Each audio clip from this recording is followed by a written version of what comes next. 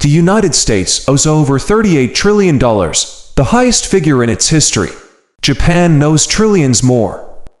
Even major economies, like Germany and China, carry enormous debt. But here's the paradox: if everyone owes money, who exactly is owed? Debt is not just a burden. It is the architecture of the modern world.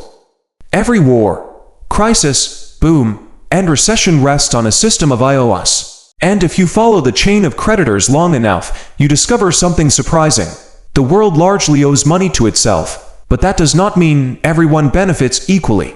The birth of national debt. Modern national debt began in 1694, when England, short of gold during war, borrowed from merchants in exchange for interest backed by future taxes. To manage this system, the Bank of England was created. For the first time, a state could spend money it did not yet have. Lenders received a tradable government promise, the birth of the government bond. Soon, other nations adopted the model. Debt became a sign of credibility, not failure. The ability to borrow became the ability to rule. A world built on borrowing. Today, global debt exceeds $315 trillion, nearly 3 times the size of the world economy. Every country borrows, every bank lends, every citizen is both debtor and creditor through taxes, savings, and pensions. The United States, debt to itself of U.S. debt. Most is owed to domestic institutions, banks, pension funds, insurance companies, a Federal Reserve. Foreign countries hold a smaller share. So when people say the U.S. is in debt to China, it is only a small portion. Most American debt is owed within the American financial system. The Treasury issues bonds. Funds by them. Taxes pay interest back into retirement accounts. It is a circular system. A global loop of IOUs. This circular structure exists worldwide. Countries lend to each other. Institutions hold foreign bonds. Foreign reserves are parked in government securities. Every promise is backed by another promise. The system works because confidence holds it together. The role of central banks sustain this system.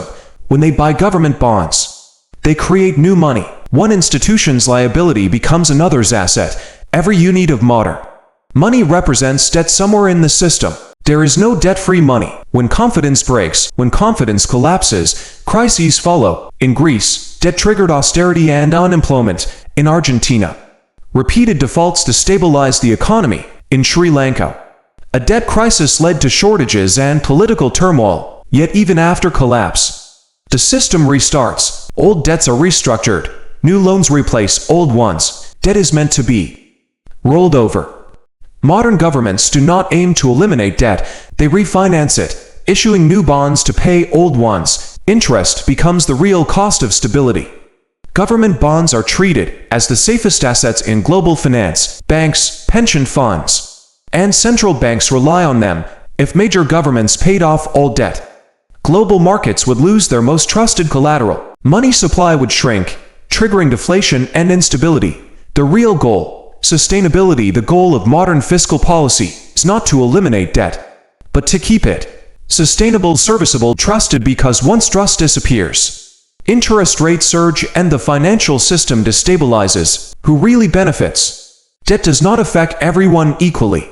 Interest flows upward, from taxpayers to institutions that hold government bonds. Debt is not only a transfer between countries, but between economic classes. Those who own debt earn interest.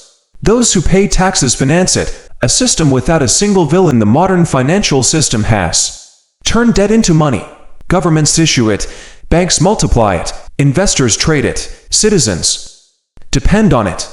The line between debtor and creditor has blurred. Debt once meant bondage. Today, it underpins the global economy. But if confidence breaks, the illusion ends, and debt becomes what it has always been, a promise that cannot be kept forever.